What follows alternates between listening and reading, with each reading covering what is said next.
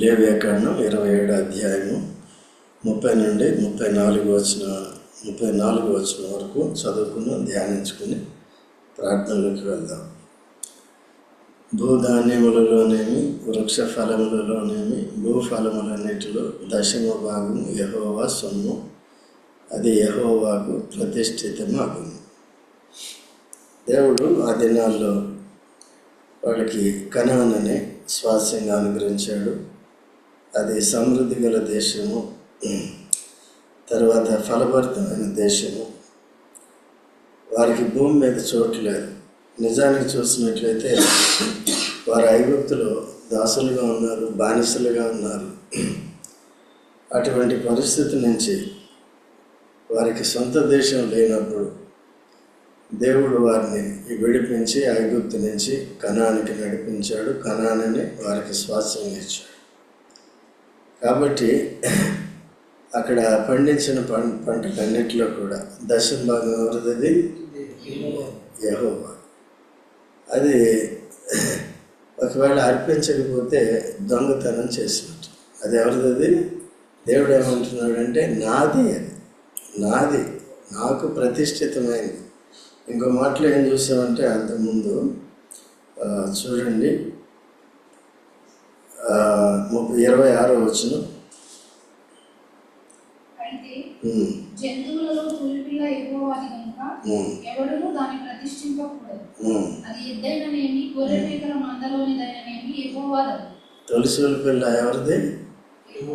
ఇంగ్లీష్లో ఏముందంటే హోలీ అంటుంది అన్నమాట కదా, హోలీ అంటుంది. మనకున్న దాంట్లో ఏ ఫలం వచ్చినప్పటికీ కూడా, అంటే జీతం వచ్చినా ఏది వచ్చినప్పటికీ కూడా దాంట్లో తొలి భాగం ఎవరిది? దేవునిది. అది పరిశుద్ధమైనది, అది సెపరేటెడ్ అన్నమాట. ఎప్పుడైతే దేవుని భాగాన్ని దొంగిలించుకుంటూ ఉంటామో అప్పుడు మిగిలినది కూడా ఆశీర్వదింపబడుతుంది. ఎప్పుడైతే దాన్ని దొంగిలిస్తామో ఇదంతా కూడా శాపగ్రస్తంగా ఉంటుంది. చూడండి మలాకి 3వ అధ్యాయము 9, 10, 11 వచనాలు చదవండి. ఈ జనులందరూ ఏం చేస్తున్నారు? మలాకి దినాల్లో అందరూ దొంగిలించుతూనే ఉన్నారు, శాపగ్రస్తులై ఉన్నారు. దొంగిలించేవారంతా ఎవరంటే శాపగ్రస్తులు. ఆనాడు ఆకాను దొంగిలించాడు, ఏమయ్యాడు? శాపగ్రస్తుడు. కయ్యను సరిగా బలిపీఠం దగ్గరికి ప్రథమ ఫలాన్ని తీసుకురాలేదు, ఏమయ్యాడు? శాపగ్రస్తుడు. అట్లా ఇవన్నీ కూడా మనకి మాదిరిగా పెట్టి ఉంచాడు అన్నమాట. కనుక దేవుడే మనకి జీవించటానికి అన్నీ ఇస్తాడు. ఎప్పుడైతే మన హృదయం దేవుని యందు సంకుచితంగా ఉంటుందో అప్పుడు ఈ లోకంలో కూడా మనకి అన్ని శ్రమలు కష్టాలు కూడా ఉంటాయి. అయితే బైబిల్ ఏం చెబుతుందంటే అందరికీ ఐశ్వర్యం ఉండాలని, ఐశ్వర్యం కొరకు ప్రాకులాడకూడదని బైబిల్ కూడా చెబుతుంది. చూడండి సామెతలు 23:4. సామెతలు 23:4. 23వ సామెత 4వ వచనం. పడకము, నీకు అట్టి అభిప్రాయం కలిగినను దాన్ని విడిచిపెట్టుము. నీవు దాని మీద దృష్టి నిలిపిన తోడనే అది లేకపోవు. దాని మీద దృష్టి నిలిపితే దేవుని మీద దృష్టి ఉండదు. కనుక ధనాపేక్ష లేని వారమే ధనం మీద మనసు పెట్టుకోకుండా జాగ్రత్తగా ఉండాలి. కొత్త నిబంధనలో ఉన్నదాంతో ఏం చేయాలి? తృప్తి కలిగి ఉండాలి. సో ధనాపేక్ష సమస్త కీడులకు మూలం. విశ్వాసం నుంచి కూడా మనల్ని తొలగించేస్తుంది అన్నమాట. ప్రతి వారు కూడా వారికి ఉన్న అవకాశాలను బట్టి, ఇప్పుడు ప్రస్తుత దినాలు మీరు చదువుకున్న చదువు సంధ్యలను బట్టి, లేకపోతే మీకున్న ఆస్తిపాస్తులను బట్టి మీ జీవనము ఈ లోకంలో మన జీవనం సాగుతుంది. అందుకనే దాన్ని జాగ్రత్తగా కాపాడుకుంటూ దేవుని దీవెన కోరుకుంటూ మనకు కలిగిన దాని మీద కూడా దేవుని యొక్క దీవెనని మనం కోరుకోవాలంటే ఎప్పుడు కూడా దేవుని మీద దృష్టి ఉంచి, దేవునికి ఏది ప్రతిష్ఠితమైందో, దేవుడు దేన్ని ప్రతిష్ఠించాడు, దేవుడు తన భాగాన్ని తానే ప్రతిష్ఠించుకున్నాడు. తానే పరిశుద్ధపరుచుకున్నాడు. దాన్ని వేరు చేసి దేవునికి ఏం చేయాలి? అర్పించాలి. ఓకే, అట్లా విశ్వాసంలో మనం వృద్ధి చెందే కొద్ది, విధేయత చూపించే కొద్ది, అప్పుడు దేవుడు ఏం చేస్తాడంటే మనకు కలిగిన దాన్ని కూడా ఆశీర్వదిస్తాడు. కొన్నిసార్లు ఏమవుతుందంటే ఈ సంపాదన విషయంలో కొన్నిసార్లు పరీక్ష పరిశోధనలకు వెళ్తూ ఉంటాం. కొన్నిసార్లు మనం ఈ తప్పుడు నిర్ణయాలు చేసి కూడా అప్పులు చేసి, లేకపోతే సరైన విధానంలో వ్యాపారం కానీ ఇంకేదైనా కానీ జీవనోపాధి కొరకు చేసే వాటిని సరైన విధానంలో చేయనప్పుడు కూడా ఏమొస్తుంది? నష్టం వస్తుంది. మనకి ఆత్మ సంబంధమైన పరిపక్వత ఉండదు. కాబట్టి ఏ విషయంలో దేవుని దగ్గరికి వెళ్ళాలి, ఎలా దాన్ని దేవుని ద్వారా పరిష్కారం పొందాలి అనే విషయాలు కొన్నిసార్లు తెలియవు. అందుకనే సంఘం మనకి అవసరం. దాంట్లో మనం అనుభవజ్ఞుల ద్వారా ఏమవుతుందంటే ఈ పరిస్థితులు, మనకున్న పరిస్థితుల్లో దేవుడు ఎలా పరిష్కారం చేశాడు, లేకపోతే వారు తప్పు చేసిన వారు ఎలా పరిష్కరించుకున్నారు అనేవి బైబిల్లో ఉంటాయన్నమాట. అందుకనే మీకు కౌన్సిలింగ్ మీటింగ్ కూడా పెట్టిన వాటిని జాగ్రత్తగా చూసుకోవాలి. కొన్నిసార్లు మీ మనస్సాక్షి మీకు బోధిస్తుంది అన్నమాట, ఏ విషయాలు మనం తప్పిపోయామనేది బోధిస్తుంది. సో దాని నుంచి పడేదాకా మనం ఏం చేయాలి? ప్రార్థన చేయాలి. ప్రార్థన చేసి ఎప్పుడు అలాగే ఉండకుండా దాని నుంచి బయటికి రావాలన్నమాట. చూడండి, ఆదికాండం 28వ అధ్యాయం 22వ వచనం. ఆదికాండం మరియు ఈ రాయి దేవుని మందిరమును అగును, మరియు నీవు నాకు ఇచ్చు యావత్తును 10వ వంతు నిశ్చయముగా నీకు చెల్లించదనని మొక్కుకున్నాను. ఎక్కడ నొక్కున్నాడు? ఇది మందిరం అవుతుంది. నీవు నాకు ఇచ్చిన దాంట్లో ఇప్పుడు యాకోబుకి ఏమన్నా ఉందా? చెల్లి కావలేదు. ఏమంటాడు? 32వ అధ్యాయంలో 32వ అధ్యాయం 10వ వచనంలో 32:10 వచనం, ఉపకారములకును అపాత్రులను నా చేతి కర్రతో మాత్రమే ఈ యోర్దాను దాటితిని, ఇప్పుడు నేను 2 గుంపులు అయితిని. చాలండి. ముందు వెళ్ళేటప్పుడు ఏముంది ఆయన దగ్గర? చేతి కర్ర తప్పేం లేదు. 5 దారిలో ఎక్కడ పాములు కనపడతాయో, లేకపోతే కుక్కలు నక్కలు వచ్చి తన మీద తిరిగిపడతాయని కర్ర పెట్టుకున్నాడు. అందుకంటే ఏం లేదు. ఒక పంచి కట్టుకుని ఉంటాడు, లేకపోతే కప్పుకొని ఉంటాడు, అట్లా వెళ్తున్నాడు అన్నమాట. ఇప్పుడు వచ్చేటప్పుడు ఎలా వచ్చాడు? 2 గుంపులు అయ్యాడు. 2 భార్యలు, 12 మంది పిల్లలు, తర్వాత గొర్రెలు, బర్రెలు, వీటన్నిటి పెట్టుకుని తిరిగి వస్తున్నాడు. ఎక్కడికి వస్తున్నాడు? ఆయన తీర్మానం ఏంటి? తిరిగి ఎక్కడైతే నిద్రపోయాడో అక్కడ దేవుని దర్శనం. ఎక్కడది? ఎక్కడ నిద్రపోయాడు? ఒక రాయిని తలగడగా చేసుకుని బేతేల్ అంటే దేవుని మందిరం. అక్కడ దేవుని ప్రత్యక్షత, పరలోకపు ప్రత్యక్షత కలిగింది. పరలోకానికి ఏమవుతున్నారు? ఒక నిచ్చెన ఉంది, దేవదూతలు ఎక్కుచు దిగుచు ఉన్నారు. కాబట్టి కింద నుంచి బేతేల్ నుంచి ఏం చూశాడు? పరలోకాన్ని చూశాడు. పరలోకపు దేవుణ్ణి తెలుసుకున్నాడు. తర్వాత దేవుని మందిరము పరలోకానికి గవిని అని తెలుసుకున్నాడు. గవిని అంటే గుమ్మము, గేటు. ఓకే, అట్లా. సో ఇది కూడా పరలోకానికి గవిని. ఇక్కడ సిద్ధపడాలి. యేసుప్రభువుని నమ్ముకున్నానని బయట తిరిగితే కాదు. నిన్న కూడా మనం చూసుకున్నాం కదా, ఎలియాని ఎక్కడి నుంచి ఎక్కడికి వెంబడించాడు? గిల్గాల్. రక్షణ అనుభవం, మొట్టమొదటిగా విశ్వాసం ఉంచిన అనుభవం. రెండోది ఎక్కడికి వెళ్ళాడు? బేతేలుకి వెళ్ళాడు. తర్వాత ఎక్కడికి వెళ్ళాడు? ఎరుకు లోకంలో ఎట్లా ఉండాలి? సాక్షిగా ఉండాలి. మళ్ళీ ఎక్కడికి వెళ్ళాడు? యోర్దానులో ఉప్పు నీళ్ళని ఏం చేశాడు? మంచిగా చేశాడు. మళ్ళీ ఎక్కడికి వచ్చాడు? బేతేలు ఏమైంది? పిల్లలు ఏం చేశారు? ఆయన ఏళన చేశారు. ఏళన చేస్తే ఏమైంది? ఓకేనండి. సో బేతేలు చాలా ఇంపార్టెంట్ అన్నమాట. కాబట్టి ఆయన దశంభాగాలు ఎక్కడ సమర్పించుకున్నాడు? బేతేలు. అర్థమైందా? బేతేలు సమర్పించుకున్నాడు. అట్లా మనం సిద్ధపడాలి. కొత్త నిబంధన వరకు వచ్చేటప్పటికి చూడండి, కొత్త నిబంధన వరకు వచ్చేటప్పటికి మన సండే కూడా మొట్టమొదటిగా మన దేహాన్ని విలువ పెట్టి కొనుక్కున్నాడు కనుక సజీవ యాగంగా సమర్పించుకోవాలి.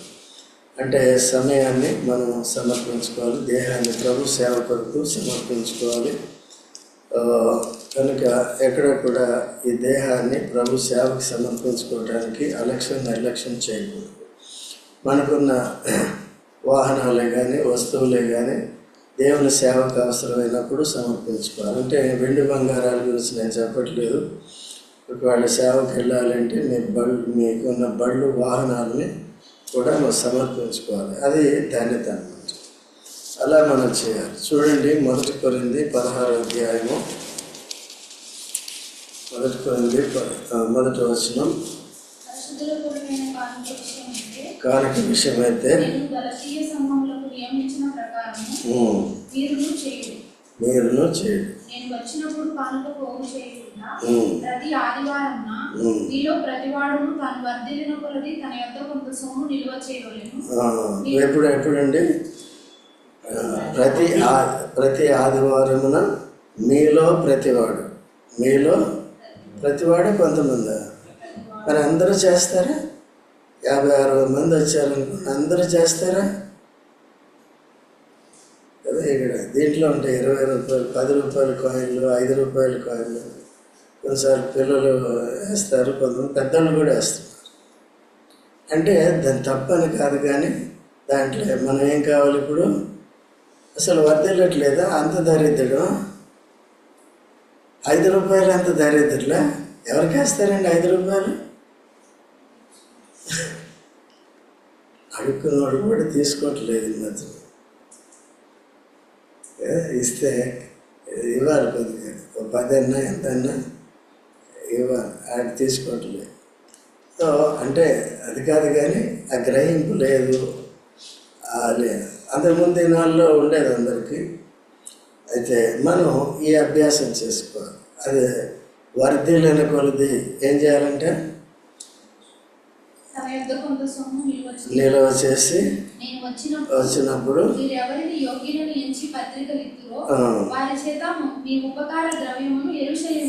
యెరూషలేము. అప్పుడు ఏం చేశారంటే యెరూషలేము కేంద్రానికి పంపించేవారు.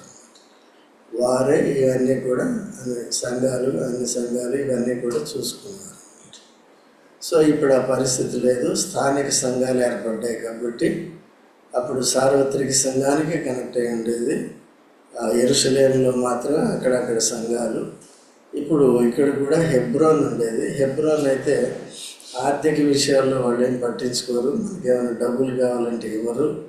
కాబట్టి మనం కూడా వాళ్ళకి ఏమీ ఇవ్వం. ఎప్పుడన్నా ఏదైనా అవసరం అనుకుంటే వాళ్ళు అడిగినప్పుడు ఇస్తామన్నమాట. సో వాళ్ళు కూడా ఊరికొరికి అడగరు, అడిగితే ఇవ్వాల్సి ఉంటుంది. అది ఆ కారణం ఏంటో దాన్ని తెలుసుకొని అది సరైందా కాదా, దైవ చిత్తానుసారమైందా కాదని తెలుసుకొని పంపించవచ్చు. అట్లా ఉంటుంది. కాబట్టి వర్ధిల్లిన కొలది ఏం చేయాలంటే నిలువ చేసి ఇవ్వాలి. ఇప్పుడైతే ప్రతి వారమున, ఇక్కడ ఏముంది, ప్రతి ఆదివారమున. అయితే దశమ భాగం ఎప్పుడు వస్తుందంటే మీకు జీతం వచ్చిన వారమే అర్పించాలి. ఎక్కడ అర్పించాలి? బేతేల్లో. ఏ బేతేల్లో అర్పించాలి? పేదవాళ్ళతో ఆరాధన కొంతమంది ఇక్కడ చేస్తారు, కొంతమంది ఏమో అక్కడెక్కడికో పంపిస్తారు. అది కూడా అక్రమం. ఓకే అండి, అది కూడా నిన్ను మోసపుచ్చుకున్నాను. నన్ను మోసగించట్లేదు. కాబట్టి నన్ను ఏలియాని పోషించినట్టు పోషిస్తాడు. ఎవరు? నేను నమ్మకంగా ఉండాలి. నేను ఏలియా ఏలియా రీతిగా నేను కూడా ఉండాలి నమ్మకంగా. అయితే ఈ లేఖనాన్ని నేర్చుకుని చాలా జాగ్రత్తగా ఉండేది నేర్చుకోవాలి.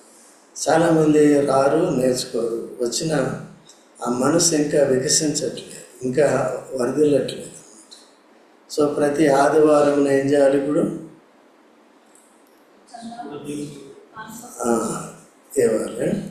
అది శాలరీ వచ్చినప్పుడు దశంభ. కొంతమంది ఇప్పుడు వర్ధిల్లని కొలిదేని ఉంది, దశంభాగం ఇవ్వాలని ఉంటే యేసుప్రభు ఏం చెప్పాడు? దశంభాగాలు ఇస్తున్నారు, ఇవి ఇస్తున్నారు, అవి ఇస్తున్నారు, కానీ కనికరాన్ని, ప్రేమను, విశ్వాసమును చూపించట్లేదు అంటాడు. అయితే అది మానక ఇది చేయండి అంటే ఏది మానక? దశంభాగాన్ని మానక చేయండి. అన్నీ కూడా ఎక్కడి నుంచి వచ్చినాయి? ఇవన్నీ పాత నిబంధన స్టాండర్డ్. ఈ వస్తు రూపకమైన, ద్రవ్య రూపకమైన ఇవన్నీ కూడా పాత నిబంధన స్టాండర్డ్. వర్ధిల్లని కొలిది అంటే అర్థం ఏంటి? నీకు నెలకు 1000 రూపాయలు జీతం అనుకో, లేకపోతే వారానికి 1000 రూపాయలు జీతం అనుకో, ఎంత దశంభాగం? అది. తర్వాత 2వ నెలలో 5000 అయిందనుకో, ఎంత? 500. మరి ఆ వర్ధలటం అంటే అదే ఇచ్చేయగలితే. మళ్ళీ 10,000 అయిందనుకో, వర్ధలించు. సో ఇది అవసరం, ఆ దినాల్లో కూడా అవసరం. అయితే ఈ రోజుల్లో కాదు, ఆ రోజుల్లో కూడా అట్లాగే ఉంది పరిస్థితి. చూడండి, నెహెమ్యా గ్రంథం 13వ అధ్యాయం 12వ వచనం. నెహెమ్యా గ్రంథం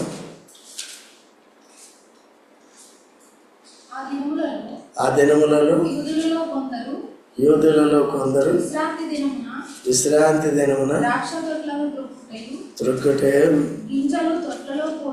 పోయిటయు మోపుటయు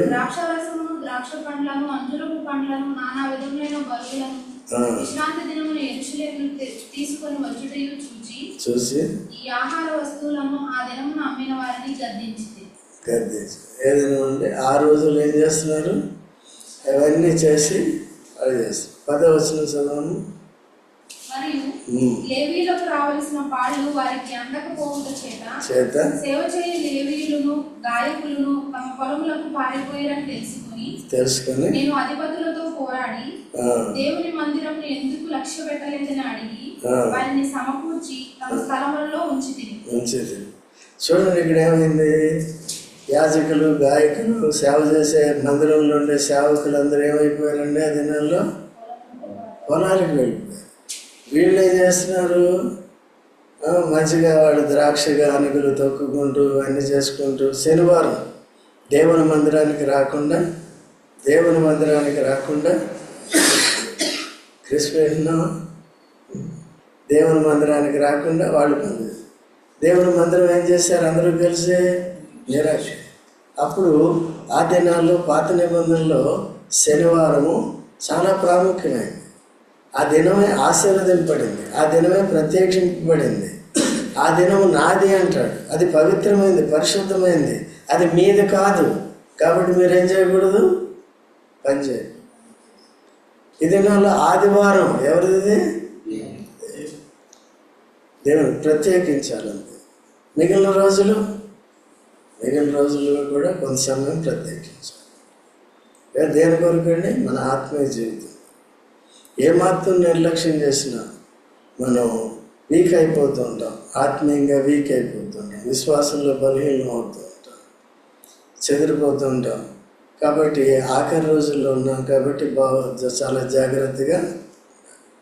నెహెమ్యా దినాల్లో కూడా అక్కడి నుంచి వచ్చారు. వచ్చిన తర్వాత కూడా ఏం చేస్తున్నారండి? ఇప్పుడు ఏదో కొద్దిగా బుద్ధి నేర్చుకుంటారేమో అంటే ఆ మందిరం కట్టబడింది, బాగానే సంతోషించారు పునాది వేసినప్పుడు. చివరికి కట్టబడిన తర్వాత, గోడలన్నీ కట్టబడిన తర్వాత ఇప్పుడు ఏం చేస్తున్నారు?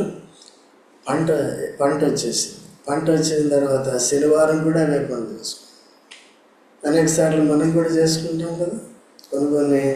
మొన్న సండే కూడా పాలు చెప్పారు. ఎవరో ప్లేయర్ ఏం చేశాడండి? అది ఆదివారం వచ్చింది.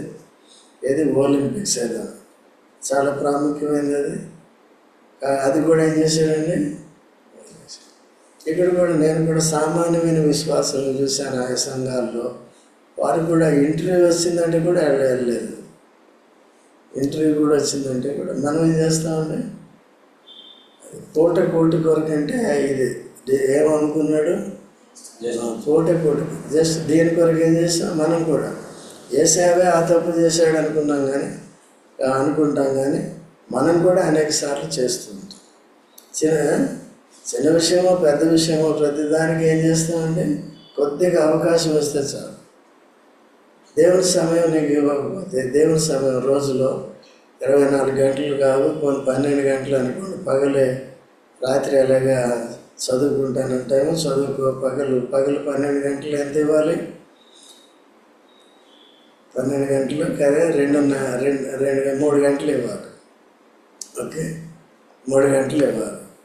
3 గంటలలో ఇవ్వకుండా నాకు ఏదో ఎగ్జామ్స్ ఉన్నాయి, ఇవన్నీ ఏది ఇది ఉంది అది ఉంది అనేది తప్పించుకున్నావు అనుకో, దేవుని భాగాన్ని కూడా ఏం చేసావు? నీ ఆత్మ చల్లారిపోయింది, ఏమి నేర్చుకోలేదు. అట్లా యవనస్తులు కూడా ఈ పునాది మీదకి వచ్చేది నేర్చుకోవాలి. మీతో పాటు కూడా మీటింగ్లో కూర్చోబెట్టుకోవాలి. ఓకే, కొంతమంది మంగళవారం, తర్వాత బుధవారము, గురువారము, తర్వాత ఈ మీటింగ్లకు వస్తున్నారు. ఓకే, సో అలాంటప్పుడు మీ పిల్లలకు కూడా ఏం చేయాలి? మీరు కూర్చోబెట్టుకోవాలి. ఓకే అండి. అని ఇప్పుడు పరిస్థితులను బట్టి ప్రతిదినం ఇక్కడైతే కూడికలు పెట్టాము. కొంతమంది మేలు పొందుతున్నారు కనుక అది కొనసాగిస్తున్నాం అన్నమాట. సో చాలామంది మేలు పొందుతున్నారు. రెండోది ఏంటంటే ఆన్లైన్లో కూడా మనం పంపిస్తున్నాం, వినేవారు కూడా వింటున్నారు. అలాగా శ్రద్ధగా చూసుకునేది మనం నేర్చుకోవాలి. ఓకేనా? తర్వాత వెనక రండి, మళ్ళీ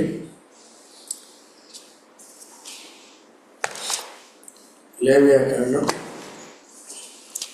27వ అధ్యాయము తర్వాత ఏంటంటే అది తర్వాత 31వ వచనంలో, అక్కడ తాను చెల్లింపవలసిన 10వ భాగంలో దేన్నైనా విడిపింపగోరిన యెడల దానిలో 5వ వంతును దానితో కలుపు. విడిపించడం అంటే ఏంటంటే జంతువులు కానీ లేకపోతే ధాన్యాలు కానీ ఏదైనా ఉంటే ఇది నేను తీసుకుని దీనికి బదులుగా, ఈ పశువులకు బదులుగా, ఈ ద్రాక్షలకు బదులుగా, ద్రాక్షారసానికి బదులుగా, లేకపోతే ఈ జంతువులకు బదులుగా నేను డబ్బులు ఇస్తానని చెప్పినప్పుడు యాజకుడు దాని వెళ్ళని ఏం చేస్తాడు? నిర్ణయిస్తాడు. నువ్వు సొంతంగా నిర్ణయించుకునేది లేదన్నమాట. నిర్ణయించిన తర్వాత 5 రెట్లు ఏం చేయాలి? కలిపేవారు. 5వ భాగం కలిపేవారు. అంత ప్రాముఖ్యమైనదన్నమాట. ఓకే, కాబట్టి అలాగా కొద్దిగా జాగ్రత్తగా ఉండాలి. గోవుల్లోనే కానీ గొర్రె మేకల్లోనే కానీ అన్నిటిలో 10వ భాగమును అది పాత నిబంధనలో వస్త్రరూపకం కాబట్టి జంతువుల్ని అర్పించేవారు ఆ విధంగా. అయితే కొత్త నిబంధనలు అది లేదు, కేవలం ద్రవ్యమే అవసరం పడుతుంది. దేవుని మందిరంలో ఆహారం ఉండాలి, ఆ విధంగా పరిచర్య జరగాలి. ఇక్కడ మీకు ఏమేమి జరుగుతున్నాయి, ఏమేమి ఖర్చులు అవుతున్నాయో ఎవరికి కూడా అన్నీ కూడా టైంకి అన్నీ కూడా ఉంటాయన్నమాట. ఓకే, కాబట్టి ఇవన్నీ కూడా జరిగిపోతున్నాయి అన్నమాట. కనుక మనం కూడా ఏం చేయాలి? నమ్మకంగా ఉండేది నేర్చుకోవాలి. సరేనా? తర్వాత చెడ్డదో పరిశోధింపకూడదు, దాన్ని మార్చకూడదు. దాన్ని మార్చిన యెడల అదియు దానికి మారుగా నిచ్చినది ప్రతిష్ఠితమగును. అది దేవునికి వేరు చేసింది, అది చెడ్డదో మంచిది ఏం చేయాలి? అంటే దాన్ని చెడ్డ వాటిని బలిగా అర్పించరు, కానీ దాన్ని అమ్మేసి ఏం చేస్తారు? దాన్ని వెల తీసుకుంటారు. సో ఒకవేళ చెడ్డదాన్ని ఎవరైనా అర్పించారనుకో, దానికి ఏంటంటే మళ్ళీ ఇంకోటి ఇవ్వాలి. ఈ చెడ్డ ఎవరైనా చెనిగిపోయి నోటేసారనుకో ఏం చేయాలి? మళ్ళీ ఇంకోటి ఇవ్వాలి. అది ఇక్కడ ఉండాలి, మళ్ళీ ఇవ్వాలి. వేస్తారా చెరిగిపోయినట్లు? ఈ మధ్యన వేయట్లేదు, అంతకుముందు చెప్పాను, 2-3 సండేలు చెప్పాను, వచ్చాయి కదా. చెరిగిపోయిన నోట్లు వస్తాయి, ఇవన్నీ వస్తాయి. కాబట్టి సో ఈ విధంగా ఆఖరిగా ఏంటంటే ఈ లేవియా కాండంలో దేని గురించి ఉందండి? దశమ భాగం గురించి. మలాకి దినాల్లో ఎట్లా ఉంది? ఇశ్రాయేల్ అంతా కుంటిదాన్ని గుడ్డిదాన్ని ఇచ్చాడు, నన్ను అవమానపరిచాడు, నన్ను గణపరచలేదు. సో ఆ పేద విధవరాలు ఏం చేసింది? ఉన్నదంతా వేసింది. అంటే అంటే తన భారం అంతా యేసు ప్రభు మీద మోపం. మీ భారం అంతా యెహోవా మీద మోపం అని కీర్తన 55:22. అంటే ఇప్పుడు అంతా ఆయన మీద మోస్తే ఆ భారాన్ని ఇప్పుడు ఎవరు భరించాలి? అది మీ భారంలో యెహోవా మీద భరించమంటే ఆ ఉన్నది కూడా అక్కడ ఇచ్చేసి చూసుకుంటే ఆమెకి ఏమైనా తక్కువ ఉంటుందా?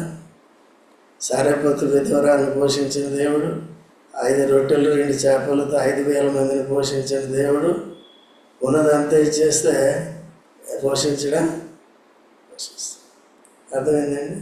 సో దేవుడు ఎవరిని కూడా విడవని ఎడమైనది జాగ్రత్త. అందుకనే ఇలాంటి ఇచ్చే దగ్గర ఇది ఫెయిత్ టెస్టింగ్ అనమాట, ఒబీడియన్స్ టెస్టింగ్ అనమాట. ఇది పవిత్రతగా ఉండాలి, పరిశుద్ధమైనదిగా ఉండాలి, అంతేగాని అక్రమంగా చేయకూడదు. చాలామంది ఈ ఇచ్చే దగ్గర స్వబుద్ధిని ఆధారం చేసుకుంటారు, ఏవేవో ఊహలు పెట్టుకుంటారు. ఇక్కడ ఇస్తే రాజంకులు తినేస్తాడేమో, లావుగా అయిపోతాడేమో, జల్సాలు చేస్తాడేమో కదా. మీరు ఇచ్చేదానికంటే ముందుగానే ఉన్నాయి, అన్నీ ముందుగానే ఇచ్చాడు దేవుడు. అర్థమైందా? ఇప్పుడు నేనేం చేస్తానంటే నేను మిమ్మల్ని చూడటమే నాకు ఎక్కువ అవుతుంది. ఎవరు ఏ పరిస్థితుల్లో ఉన్నారు ఏంటని చూడాలా లేదా? ఇక్కడే కాదు, నేను ఎక్కడున్నప్పుడే అదే పరిచయం. కాబట్టి మొన్న కూడా ఒక మందిరానికి ఇలాంటి మైక్ పంపాను, 15,000 లేదన్నారు, పంపాను. అదే నేను అక్కడ సేవ చేసి వచ్చాను. వస్తే ఉన్నది ఏదో పోయింది. అప్పుడు కొన్ని సంవత్సరాల క్రితం నేను ఉన్నప్పుడు పెట్టాము అక్కడ. అప్పుడు కూడా మనమే కొని పెట్టాము. అక్కడ డబ్బులు లేవు, రాళ్ళు కొట్టుకుంటారు. అయితే మొన్న చెప్తే అప్పుడు పంపించాము అన్నమాట. సో ఇలా సద్వినియోగం చేసుకుని దేవుని సేవ జరగాలి, ఇక్కడక్కడ జరగాలి. నిజంగా జెన్యున్ నీడ్ ఉండి అక్కడ సరిగా ఉన్నారు బేదలు అన్నప్పుడు ఇవన్నీ కూడా చేయటం జరుగుతుంది. సో మన విశ్వాసులందరూ కూడా ఏం చేయాలంటే ఇది కూడా పరిశుద్ధమైన దాని విషయంలో మనం పొరపాట్లు చేయకుండా చాలా జాగ్రత్తగా ఉండేది నేర్చుకోవాలి. ప్రార్థన చేసుకున్నాం.